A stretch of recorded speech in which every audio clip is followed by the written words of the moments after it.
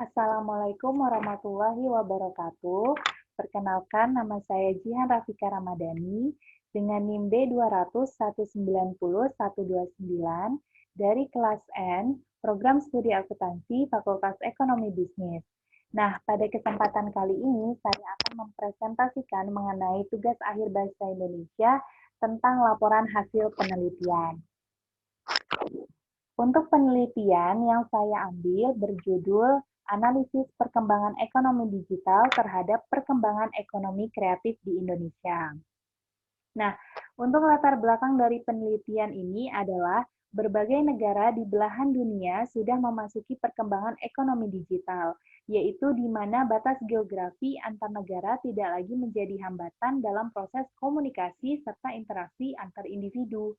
Era perkembangan ekonomi digital dan konektivitas mengubah cara bertukar informasi, berdagang, dan konsumsi dari produk-produk budaya dan teknologi dari berbagai tempat di dunia. Dunia menjadi tempat yang sangat dinamis dan kompleks sehingga kreativitas dan pengetahuan menjadi suatu aset yang tak ternilai dalam kompetisi dan pengembangan ekonomi.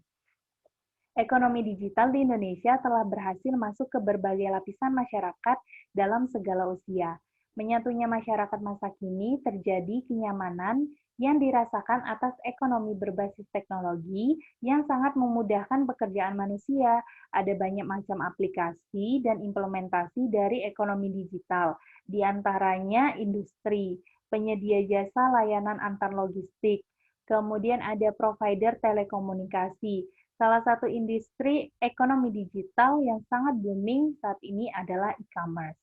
Nah, perkembangan e-commerce di Indonesia ini sebenarnya telah ada semenjak tahun 1996, namun baru berkembang sangat pesat beberapa tahun belakangan seiring dengan perkembangan internet. Nah, untuk rumusan masalah pada penelitian ini ada dua. Yang pertama, bagaimanakah perkembangan ekonomi digital dan ekonomi kreatif di Indonesia?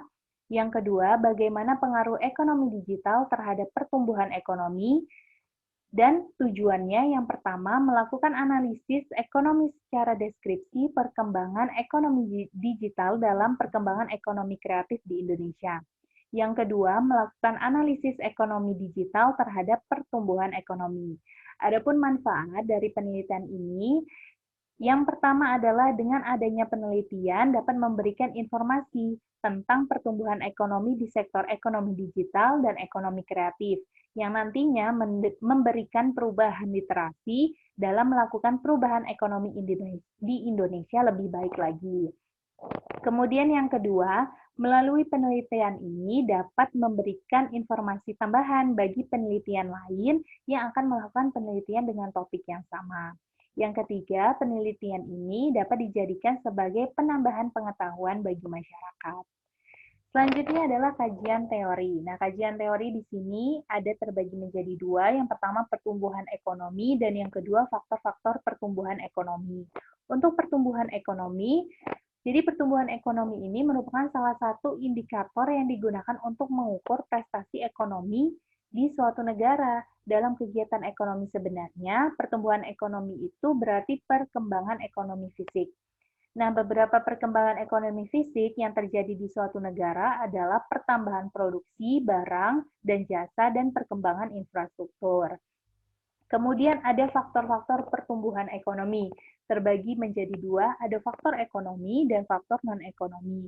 Untuk faktor ekonomi, yang pertama adalah SDA atau sumber daya alam, seperti misalnya tanah, hasil hutan, kemudian pertambangan, hasil laut, dan biasanya SDA ini dijadikan sebagai bahan mentah untuk produksi. Yang kedua adalah SDM atau sumber daya manusia. Jadi sumber daya manusia ini sangat berpotensi penting pada pertumbuhan ekonomi. Ada dua jenisnya, yaitu berpengaruh terhadap jumlah penduduk dan terhadap kualitas penduduk. Apabila jumlah penduduknya besar, maka akan berpengaruh pada pemasaran hasil-hasil produksi. Kemudian terhadap kualitas penduduk, itu akan berpengaruh pada produktivitas yang ada. Kemudian yang ketiga adalah sumber daya modal. Nah, ini juga sangat berpengaruh pada pertumbuhan ekonomi. Misalnya barang-barang modal yang dibutuhkan untuk mengubah bahan mentah tadi atau untuk melakukan proses produksi. Kemudian yang keempat adalah tenaga manajerial dana organisasi produksi. Jadi organisasi ini berpengaruh pada faktor produksi yang diolah itu oleh tenaga manajerial. Kemudian yang kelima adalah teknologi. Teknologi juga merupakan bagian penting dari pertumbuhan ekonomi. Semakin berkembangnya zaman, maka teknologi juga semakin canggih.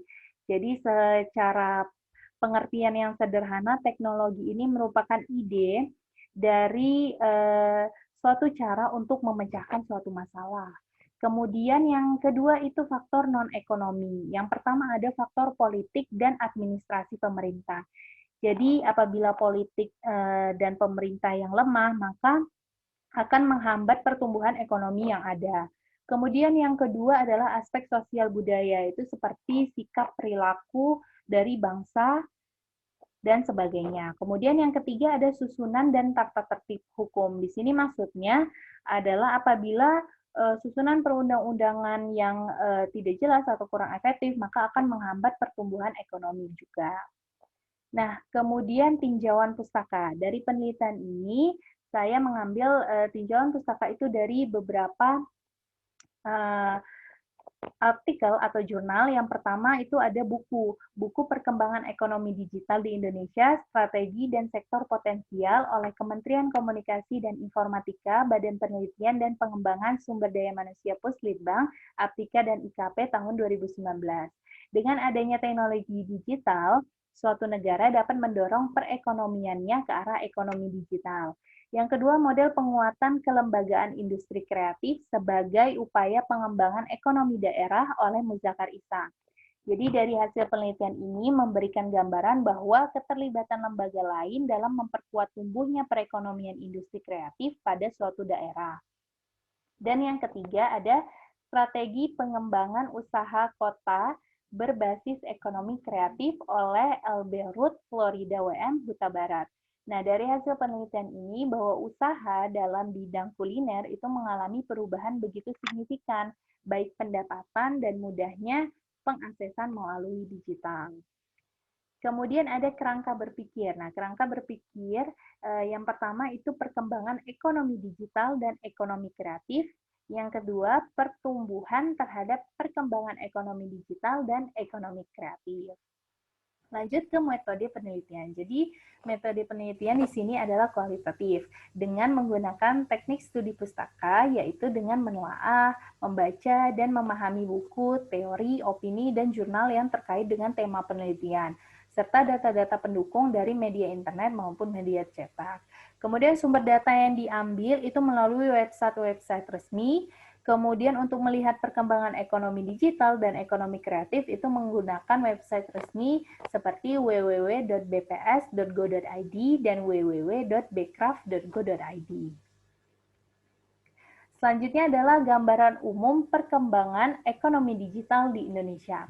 Jadi teknologi internet ini berkembang dan menyatu dalam sebuah ruang maya atau sering disebut sebagai cyberspace. Nah, ekonomi digital dipercaya akan mampu menjawab tantangan pembangunan perekonomian dalam negeri. Perkembangan ekonomi digital sudah tidak dapat diragukan lagi, terlebih di kota-kota besar seperti Jakarta, Bandung, Surabaya, Medan. Nah, barang kebutuhan dasar yang semula hanya dapat diperdagangkan dalam transaksi konvensional, kini sudah dapat dilakukan dalam bentuk perdagangan digital. Nah, Indonesia telah memiliki perusahaan digital seperti Gojek, Blibli, Tokopedia, dan Traveloka yang terus berkembang. Masyarakat Indonesia semakin merasakan hadirnya era digital yang memasuki berbagai bidang kehidupan, mengikuti tren yang terjadi yang mengikuti tren yang terjadi di tataran global. Digitalisasi telah merubah cara manusia berperilaku, khususnya dalam bidang ekonomi, karena proses bisnis menjadi lebih cepat, efisien, dan efektif. Di saat yang sama, era digital menawarkan peluang-peluang ekonomi baru yang tidak terlihat sebelumnya, melalui berbagai era kreatif yang berbasis layanan digital.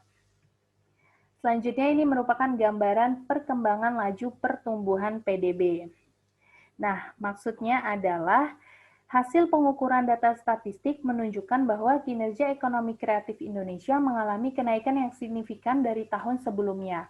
Produk domestik bruto atau biasa disingkat PDB, ekonomi kreatif pada tahun 2018 naik mencapai 1,105 triliun rupiah dengan nilai kontribusi terhadap PDB nasional sebesar 7,16% atau meningkat dari tahun sebelumnya yang hanya sebesar 1,009 triliun rupiah.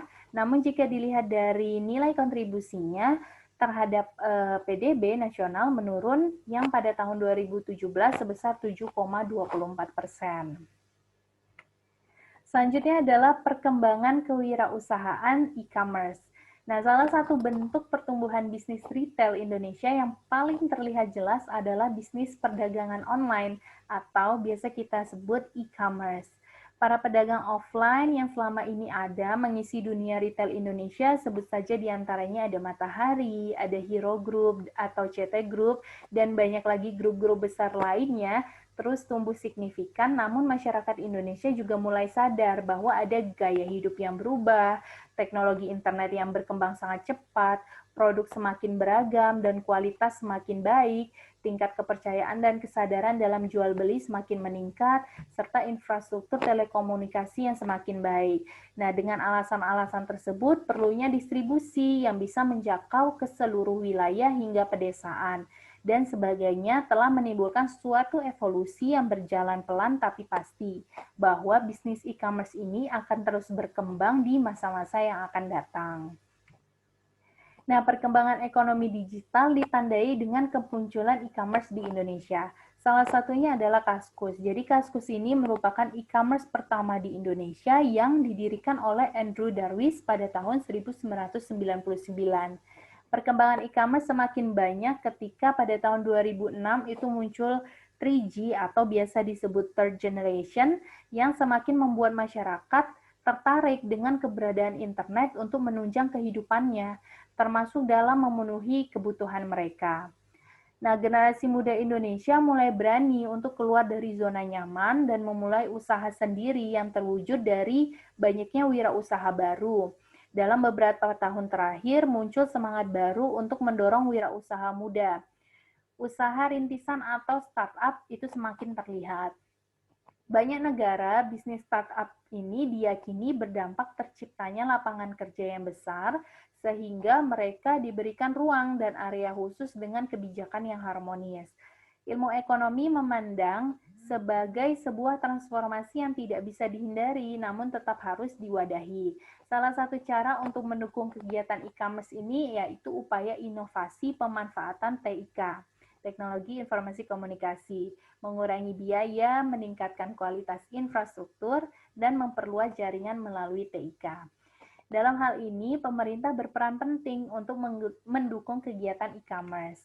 Salah satu bentuk pemerintah mendukung e-commerce yaitu dengan membentuk adanya UU ITE di tahun 2008. Selanjutnya adalah ekonomi digital terhadap pertumbuhan ekonomi. Bank Dunia ini mencatat bahwa Indonesia telah mengalami pertumbuhan kelas menengah yang begitu fantastik sejak krisis moneter tahun 1998. Populasi sebanyak 114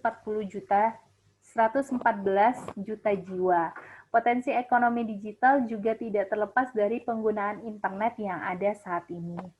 Asosiasi Penyelenggara Jasa Internet Indonesia atau biasa disingkat APJII bahwa diprediksi akan terus meningkat pertumbuhan ekonomi sehingga Indonesia sebagai pasar yang sangat potensial bagi para pedagang atau pelaku bisnis perdagangan digital. Dilihat dari segi konsumen, Indonesia juga merupakan pasar yang sangat potensial. Sebagai negara dengan jumlah populasi terbanyak keempat di dunia, kekuatan pasar domestik tentu tidak dapat dipandang transaksi konvensional dan elektronik.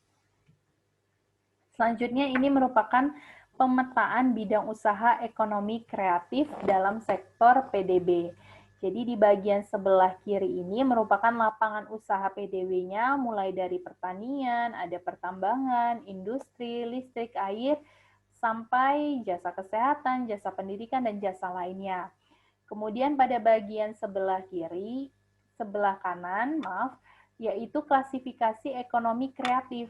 Jadi ada dari arsitektur, desain interior, sampai pada seni rupa dan non-aircraft. Nah, contohnya pada bagian arsitektur, klasifikasi ekonomi kreatifnya itu merupakan lapangan usaha PDB bagian jasa perusahaan. Untuk desain interior, lapangan usaha PDB-nya bagian jasa perusahaan dan jasa pendidikan, dan begitu juga seterusnya. Selanjutnya, wirausaha muda aircraft di Indonesia. Perkembangan wirausaha muda di Indonesia saat ini mengalami peningkatan jumlah yang cukup baik.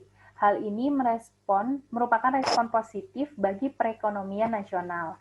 Pengembangan kewirausahaan di generasi muda merupakan keharusan untuk membuat Indonesia lebih maju dan mandiri. Karena syarat dari negara maju itu salah satunya adalah memiliki jumlah wirausaha minimal 2% dari total populasinya. Dan saat ini jumlah wirausaha Indonesia masih kurang dari 2% atau sebanyak 700.000 orang. Sehingga masih dibutuhkan sedikitnya itu 4 juta wirausaha baru. Nah, dibandingkan dengan negara-negara lain yang berkembang kewirausahaan di Indonesia masih sangat kurang. Sebagai pembanding, kewirausahaan di Amerika Serikat itu tercatat mencapai 11% dari total penduduknya. Di Singapura sebanyak 7% dan di Malaysia sebanyak 5%. Ya, Indonesia masih kurang dibanding negara-negara tersebut.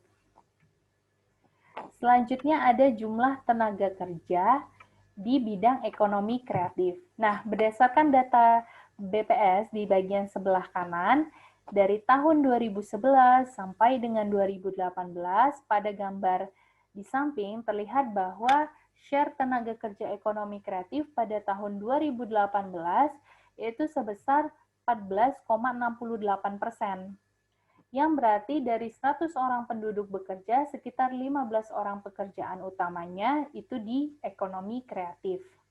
Dilihat dari trennya, maka share tenaga kerja ekonomi kreatif dari tahun 2011 hingga 2018 itu terus mengalami peningkatan.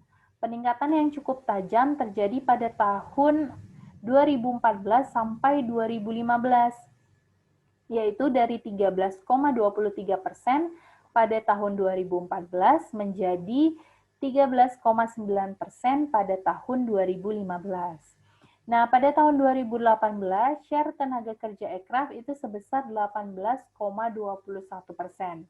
Dan urutan subsektor berdasarkan jumlah tenaga kerja terbesar adalah dari subsektor kuliner itu sebesar 8,31 juta, kemudian dari fashion itu ada 4,69 juta, dan dari subsektor kriya ada sebesar 3,91 juta.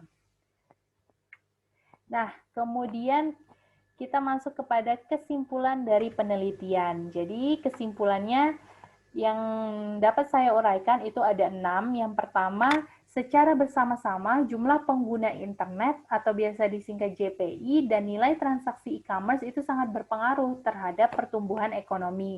Yang kedua, pertumbuhan PDB ekonomi kreatif itu semakin meningkat. Kemudian yang ketiga, jumlah tenaga kerja ekonomi kreatif dari tahun ke tahun juga semakin meningkat.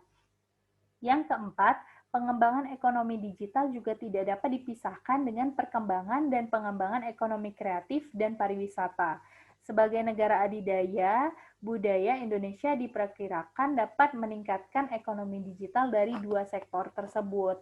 Kemudian yang kelima, diperkirakan memasuki era ekonomi digital, Indonesia akan menjadi negara peringkat keempat ekonomi dunia setelah Amerika Serikat, China, dan India. Yang keenam, jalan pengembangan ekonomi digital tidak dipisahkan dari penyiapan perubahan perilaku ekonomi dari manusia Indonesia di era digital. Sehingga perkembangan ekonomi digital menjadi sarana pemeliharaan keberlanjutan Indonesia. Ekonomi kreatif yang mencakup kegiatan pendukung ekonomi digital ini sangat luas, seperti ada game, musik, tarian, fashion, hingga kuliner. Ekonomi kreatif berbasis digital tidak lepas dari pengkayaan kebudayaan. Selanjutnya adalah implikasi. Nah, implikasi dari penelitian ini, perkembangan teknologi digital yang semakin meluas di Indonesia diperkirakan akan semakin mendorong perkembangan ekonomi digital. Pengembangan ekonomi digital berdasarkan pengalaman, perkembangan, dan pengembangan pelayanan pembiayaan berbasis digital diperkirakan tidak mudah dilakukan. Tren perkembangan ekonomi digital sangat dinamis, tergantung dari perkembangan teknologi yang begitu cepat berkembang. Ekosistem digital dalam pengembangan teknologi jasa keuangan tidak saja mengutamakan teknologi digital yang bersandar pada kecerdasan buatan atau biasa disebut artificial intelligence, tetapi perlu juga penerapan kecerdasan kontekstual yang mempertimbangkan kekhasan dan keragaman masyarakat Indonesia itu sendiri. Kemudian ekonomi digital sendiri tidak terpisahkan dari budaya digital, di mana dalam pengembangan ekonomi digital berbasis prinsip sharing ekonomi perlu berkaitan juga dengan pengembangan shared culture. Nah, kemudian sarannya, dari penelitian ini, saya menyimpulkan ada 3 saran. Yang pertama, bagi dunia penelitian, penelitian dapat menjadi referensi untuk penelitian selanjutnya, yaitu faktor-faktor yang mempengaruhi perkembangan ekonomi digital terhadap perkembangan ekonomi kreatif di Indonesia. Yang kedua, bagi pemerintah, meskipun masih banyak tantangan yang harus dihadapi ke depan, pemerintah dapat menjalankan yang berupa perkembangan ekonomi digital untuk mengatur permasalahan yang menghambat perkembangan ekonomi digital dan ekonomi kreatif. Yang ketiga, terdapat kesulitan untuk mencari data lengkap terhadap jumlah nilai transaksi dan yang berhubungan dengan ekonomi digital karena sampai saat ini belum ada kelembagaan di Indonesia yang menaungi seluruh data yang mengenai e-commerce, apalagi Indonesia sudah memasuki era ekonomi digital. Sekian presentasi dari saya. Apabila ada kesalahan kata, saya mohon maaf. Terima kasih. Wassalamualaikum warahmatullahi wabarakatuh.